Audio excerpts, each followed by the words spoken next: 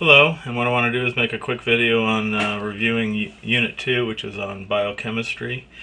These are the objectives, and you can see they're broken down into 4 different areas.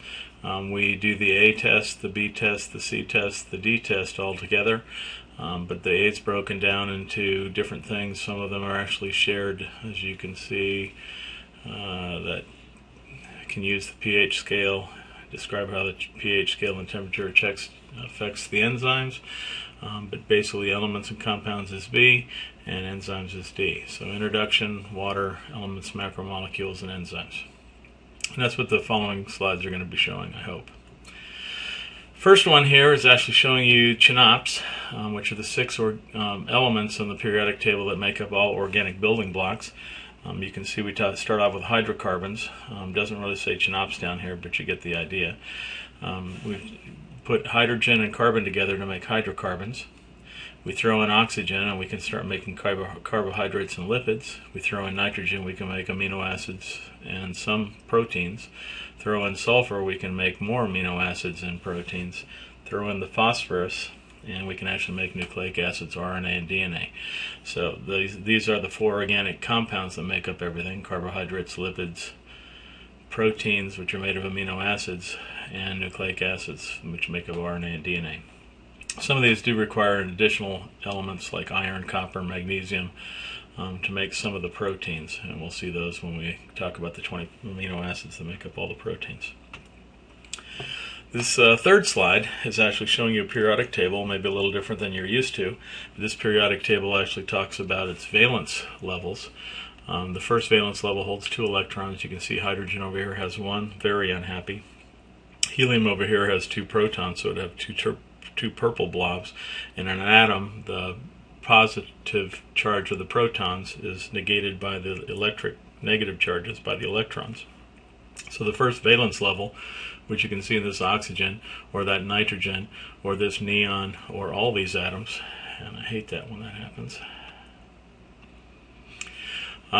We see that the 2 electrons are completely filled, and then as we start building atoms, we throw in the second valence level, which can hold 8, and you can see neon here has its first valence level full and its last valence level full, so it actually has 10 protons, 10 electrons, makes it a happy atom.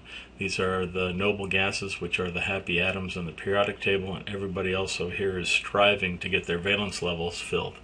And if you take a look at carbon, which is actually the one that makes elements organic, you can see it has 4 on the last one, so it actually has a place for 1, 2, 3, and 4, and that allows hydrogen to share its electron with carbon, and actually saying, I will give you my electron if you'll give me part of yours, so I can think I have 2 making me happy and you can have 9, actually 7, and then we throw 1 more on there, which should actually make another one there and another one there and another one there, so we can bond four hydrogens on the outside of this, making a methane gas, making carbon thinking that it has 10, just like neon and happy, and making each of the 4 hydrogens happy.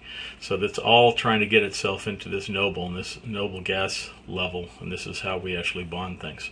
You can see sodium here has 1 electron. It very easily would like to get rid of that electron. Go over here to chlorine, and you can see it's missing 1 right there. Would very much like to get an additional one, and I did it again.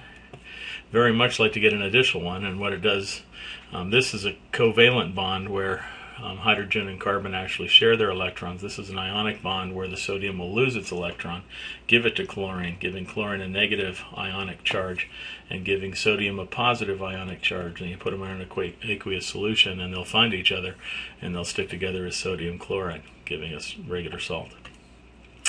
Then we talk about, well, actually here's the same sort of thing, the periodic table with the 6 organic elements, all of them trying to become either 10 or 18, and you can see there's hydrogen and carbon, and because of carbon's open 4 valence electron slots, it's able to grab on to 4 different things, and making methane the simplest hydrocarbon, which can lead to organic elements by dropping off the hydrogen, putting another carbon here, and more hydrogens and more carbons and more hydrogens.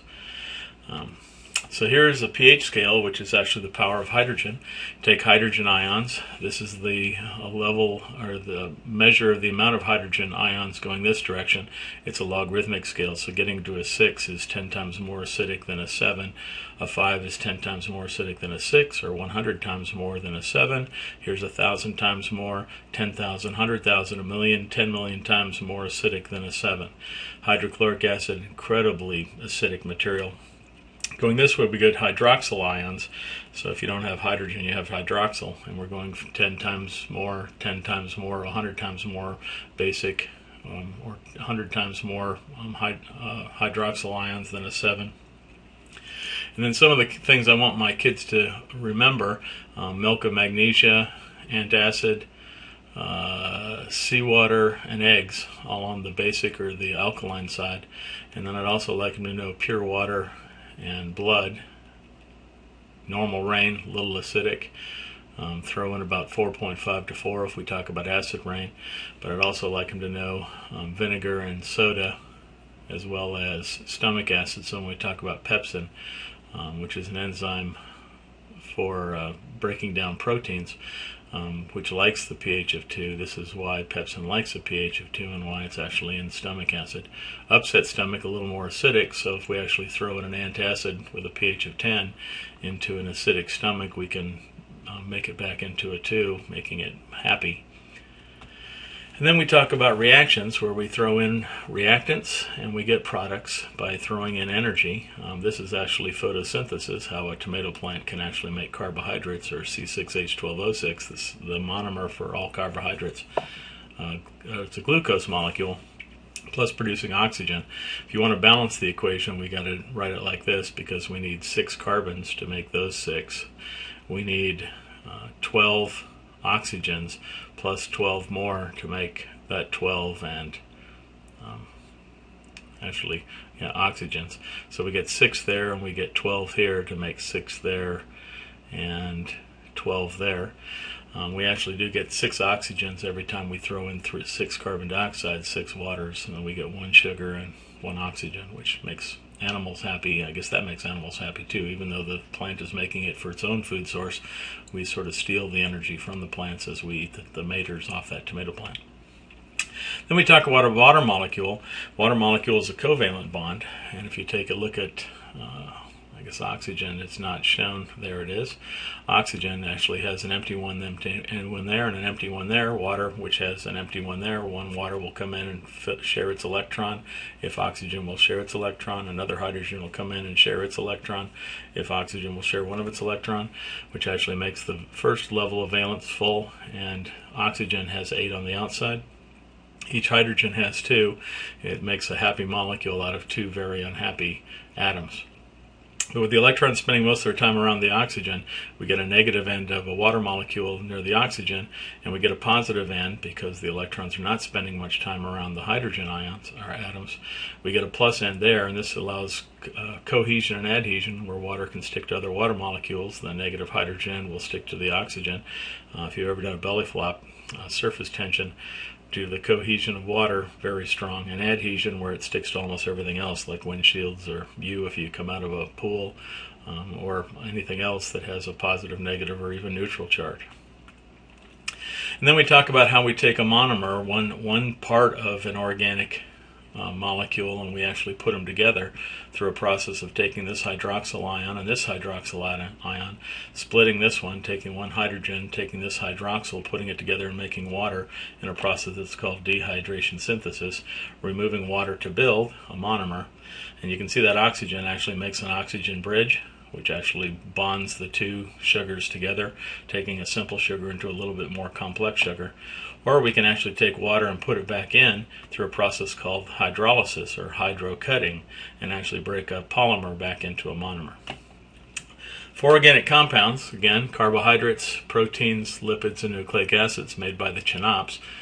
Carbon, hydrogen, and oxygen making the monosaccharides, one sugar like glucose, fructose, and then actually making them together through a process called dehydration synthesis into a sucrose, which is actually 2 glucoses put together. We can make more complex, even up to cellulose and glycogen, and some other things, but we can make more complex carbohydrates. Or proteins, where we can take amino acids, and there are 20 amino acids that make all the proteins in a human. As long as you get those 20 amino acids in your diet, you can make all the proteins that make you, and you are made of proteins. We actually have these amino acids as the monomer, and then we have polypeptides as the polymer. Fats, cheeses, oils, waxes, things like that. We talk about the monomer, which is a triglyceride made of a glycerol and a fatty acid, and these can actually make saturated and unsaturated fats. They come together to make fats, triglycerides also, like oils. We can have saturated fat, which is a solid at room temperature, or we can have unsaturated, which is a liquid at room temperature, as well as waxes. And one thing I didn't mention for my kids in class is the waxes can help sustain water in plants. If you think about some of the plants that are more in desert areas, they've got waxy leaves on the outside, which helps keep the water inside the leaf. Then nucleic acids, they actually make up adenosine, guanine, thymine, and cytosine if we talk about DNA, and then replace the thymine with uracil if we talk about RNA. And these four help make the DNA molecule or the RNA molecule, depending on which one we're talking about. Here are the 20 amino acids. I know they're really tough to see, but you can see it has an oxygen, double bonded oxygen, a hydroxyl, and then it has a NH2 nitrogenous base, and that actually makes up the nucleotides, which are going to help make up the DNA and RNA. And we need these things to actually make up all the proteins, not DNA, RNA, to make up the amino acids which make up the proteins, large bands of areas. And proteins help develop cells. They help cells communicate with one another. They make enzymes. They make hormones, so we can actually help processes in your body. We can actually talk to individual species with hormones. Hormones can also talk to cells within your body, conduct transportation of nutrients, and they can repair damage on tissues. These are examples of ribbon type proteins. And proteins, when we talk about them, they actually have to have a certain shape to do whatever role they are. So whether they're talking about hemoglobin protein, or we're talking about muscle protein, or we're talking about protein that makes up the skin, or ligaments, they all have different configurations due to the different amino acids that come together, these 20. So you may get some of these from beans, and some of these from corn, and some of these from strawberries. And if you're a vegan, you got to be really careful, because we need all 20 of these to make every protein that is you. Remember, we take monomers in a process called dehydration synthesis, and we get polymers from those, or we take polymers through a process called hydrolysis to break them back into monomers. You take the food that you eat and break it up so that you can put them together the way your body needs it, because we don't want fish protein, we want human protein. We don't want fish DNA, we don't want fish proteins, we don't want fish carbohydrates, we don't want fish lipids. We want human, and actually carbohydrates more like plants. And remember, dehydration synthesis creates, hydrolysis rips apart. Water cutting, removing water to synthesize to build. Here are an enzymatic reaction where we take a lock and key. We actually have a key. These two round ones fit inside this enzyme. And normally these two amino acids have to find each other. But what we can do with enzymes is we can actually get them in close proximity, so we can bind them together to make a polymer, monomers, polymer, by pulling water out to synthesize. There's a different lock and key for these more angular things, and you can see the blue one fits there and the purple one fits there. We can actually put things together, dehydration synthesis. Enzymes can also take a substrate. These are called enzyme substrate complexes. When the two round ones get into this one and the two angular ones get in this one, it's called an enzyme substrate complex. And what happens there is they get close proximity. Then hydrolysis happens, where we put the water back in to cut them into whatever products we need. So we can actually take amino acids together and make proteins. We can actually take proteins that you get in your diet and rip them apart to actually make amino acids that your body would put back together to make the proteins you need. And then the last slide, I think, could be the second to last slide. But normal normal protein reactions take a certain amount of energy, and we call this thing the activation energy. And you can see the blue one gets down to the products, and we throw an enzyme in there, and we can actually lower the activation level. We can speed up the process and end up with the same products. So if we need something now, we don't have to wait as long, and we also don't have to expend as much energy if we throw an enzyme into it. Enzymes like very particular pHs and very particular temperatures. I know you can't see a difference in the shape here, but you can see the difference between the pluses, some of the pluses and minuses where the protein really wants to be. And this one actually is, I'm assuming, is a pH of 3, although it could be actually talking about 5 as being pH 14, 3 as being 7, and 1 as being 0. I'm not exactly sure if we're talking about that, but if this is pepsin, pepsin would really like to be a 2. But they're saying that this is the normal, where it has pluses and minuses on the outside, and then if the more acidic you get, you can see the more minuses, and that changes the ability of this protein to do what the protein's supposed to do. And we can talk about what's called denaturing. Denaturing is the unwinding of that ribbon that is the protein. And this protein, even though it's got all the amino acids it's supposed to, it doesn't have the correct shape to do what it's supposed to be.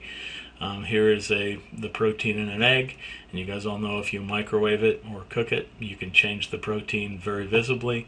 And it's sort of like if these particular shapes and colors of paper clips get unwound. That's the denaturing of proteins, which is not real good for enzymatic reaction. Okay, that's the review for Unit 2. I hope my kids do really well on their test. They're actually doing a protein liver a protein liver enzymatic reaction to see temperature and enzymatic reaction, as well as the bubbling off of oxygen. And they don't really see the pH or the hydrogen peroxide turning into water, but they get that in a written form. Okay, hope you enjoyed the show. Thank you very much for stopping by, and I'll see you in Unit 3.